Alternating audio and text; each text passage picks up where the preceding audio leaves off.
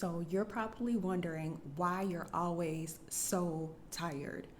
You are getting good sleep, you've had 8 hours of good sleep, and you wake up in the morning and you're still feeling exhausted. Yes, in this video, I'm going to cover 10 reasons of why you are always tired. The real reasons, okay? We're going to talk about the real reasons. Yes, there are things that are related to diet and exercise and drinking enough water. This is not that video. There's a lot of those videos on YouTube. So if those are the things that you're looking for, this is not the video. This specifically is for Black women who are always tired, because I have some very specific and unique reasons for why you, dear daughter, are always tired that need to be addressed. I've watched a ton of YouTube videos about, why you're always tired, and really they don't address these issues. And I really feel that it's important and necessary to address the issues, the real reasons why you're tired. So let's get into these 10 reasons. But before we do, let me just introduce myself. My name is Dr. Nicole LaShawn. I'm a nurse practitioner with a background in family medicine. Here on this channel, I am helping Black women to create a life that we want to live rather than the one that has been assigned to us. So on this channel, we are working to create a life of joy, of peace, of prosperity, and of good health. Because I promise you that the life that has been assigned to you as a Black woman is one that you are always tired. And that's something that we're not going to do. We're not going to do always tired anymore. So let's get into number one of the real reasons why you're always tired. Number one, lack of a supportive community. There's a good chance that if you are a Black woman who has found this video, that you are lacking a supportive community of like-minded women who are willing to support and uphold your well-being over what it is that you are producing. Just because of the way that our culture has been built, a lot of the accolades and acknowledgments and things that we receive as Black women has been based on the things that we produce. We have been producers, working and undergirding and helping and pushing forward everybody else. And oftentimes that's to the detriment of our own health and well-being. And those are the things that people kind of take pride in congratulating us in, right? And are the things that we're doing for other people. So you're probably feeling always tired if you don't have a supportive community of people around you who can understand the fact that you don't want to be overworked and overtired, that you are choosing to take care of yourself rather than to take care of others, that you have decided to put your needs before the needs of others, that you have chosen that you're not going to pour from an empty cup, that you're going to take time to fill your cup rather than attempting to give to others, that you're no longer willing to give until it hurts, right? So that would be number one. Lacking a supportive community. Also, for me, one thing that I realize is that having a supportive community means that you can be your authentic self. You don't always have to explain who you are, why you are the way that you are, why is your hair like XYZ, why is your skin like this, why are your lips like this, why, you know what I mean? That is exhausting. And most of us as Black women, we have to operate in spaces, probably 60, 70, 80, or 90% of the time where we are not the majority. And so it comes along with a lot of explaining, and that is just exhausting. In order for us to not feel exhausted, we have to be surrounding ourselves with a supportive community where we can be our authentic selves. Number two, the reason why you're so tired is because you are doing too much long suffering. You are doing too much long suffering. And I could go on and on about how our culture as Black women has really, really sold to us that that's our role, that's our job, and it's actually good for us to be long suffering and to do so much for other people, that it just is not beneficial to our well-being. Let me just say it in that way. And it's just something that's so embedded into our culture that it really requires for us as Black women to do really intentional work of unlearning that. Because I know that for me, one thing that I've learned that it benefits nobody for me to work myself to the point that it's detrimental to my health and detrimental to my well-being. Because what good am I going to be if I am not even useful to myself? So let's get into number 3.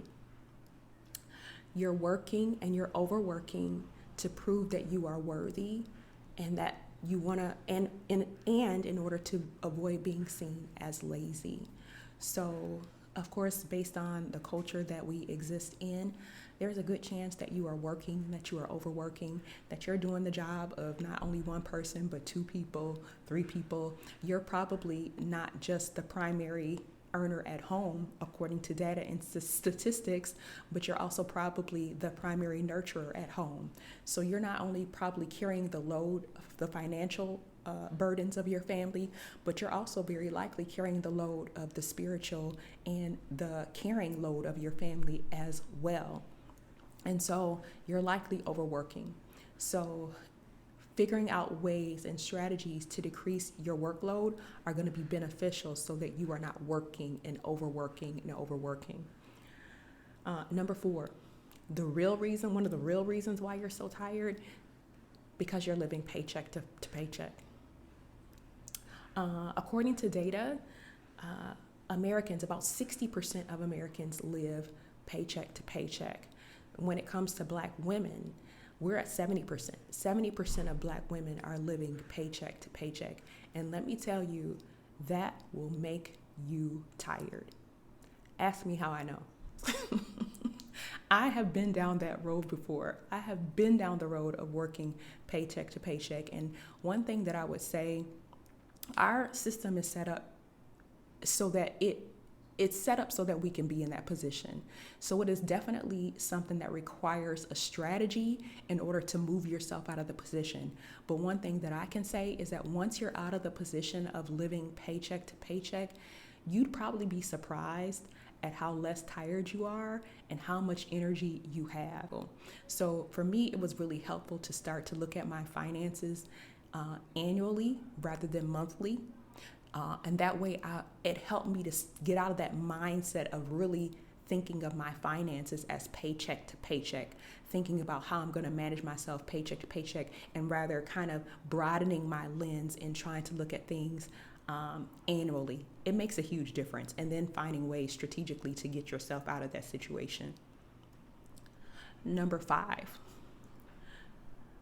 reason why you're tired is because you need the toxic job that you have in order to survive. That'll make you tired, I promise you that.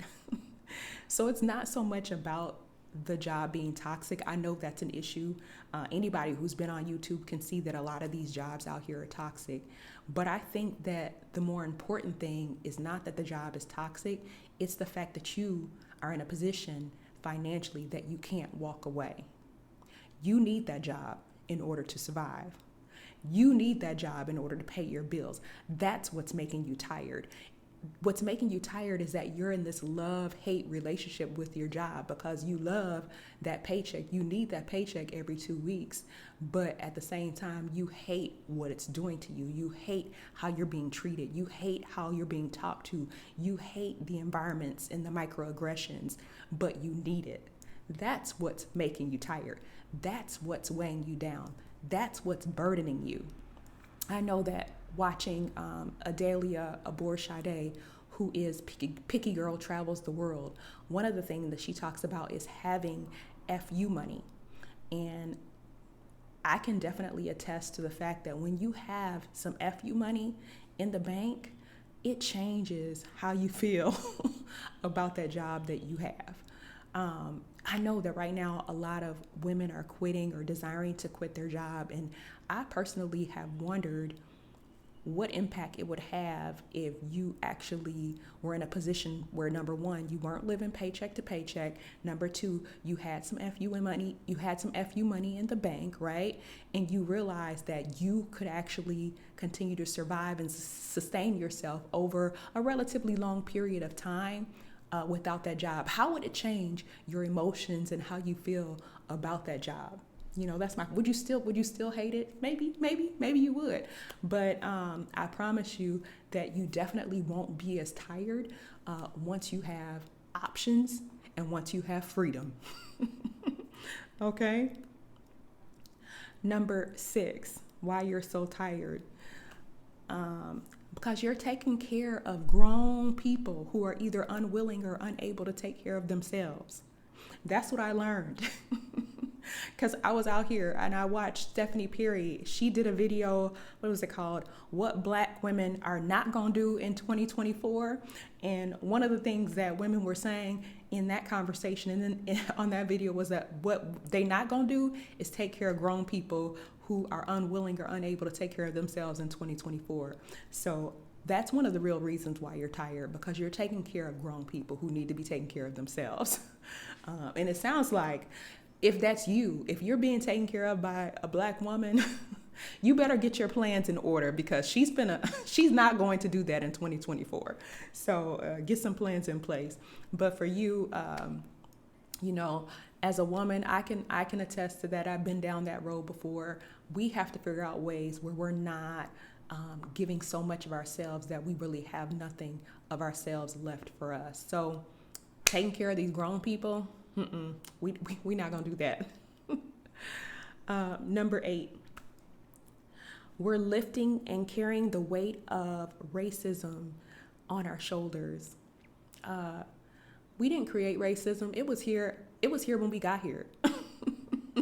So I know that for me personally, I try to find ways to not make that my personal problem. Now, I can't control anybody else and what they do and how they think, but I know that for me, I'm not going to carry that weight as much as is within my control.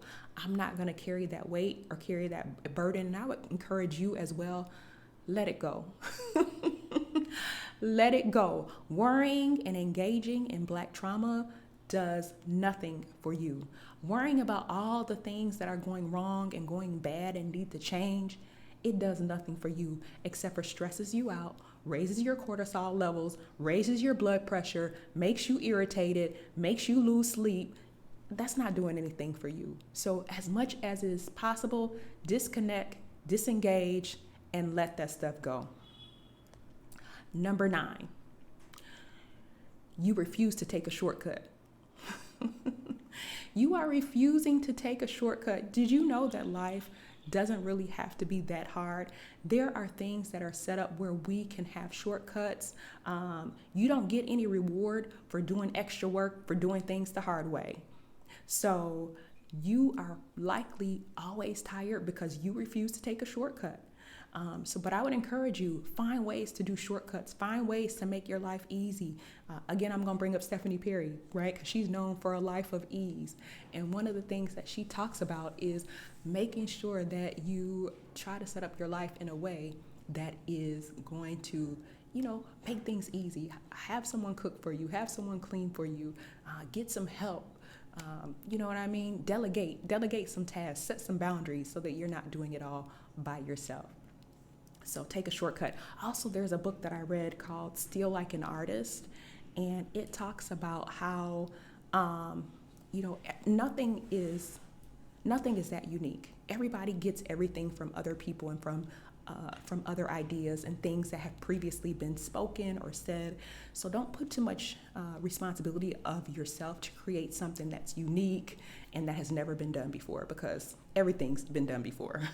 We're all borrowing from each other. And finally, number 10, why you're always so tired. You've been fooled in believing that hard work is the answer. So you're working harder and harder, and it's really not getting you anywhere. Now, I'm not one to say that hard work doesn't produce anything, but sometimes You need to focus more on working smarter rather than working harder. Most of us have relatives that we have grandmas and we have aunties and we have mothers who have worked themselves into an early grave. They have worked themselves into a stroke. They have worked themselves into a heart attack, into high blood pressure. And for what? What did they get out of the situation? So it's not so much about working hard, but it's about working in a way that is smart, that you can set your life up in a way that you can do the things that you need to do with the least amount of effort that's involved. Yeah. So those are the 10 reasons that I covered for you today for why you're always tired. Tell me what I missed down in the comments. And if those are things that you're interested in, please go ahead and like this video, subscribe, turn on the notifications so that I can provide you with more information on these types of topics. And yeah, you can see that here I'm in the Dominican Republic. So it's actually pretty beautiful outside. The sun is starting to go down, but yeah, thank you so much for joining me. Until next time, bye.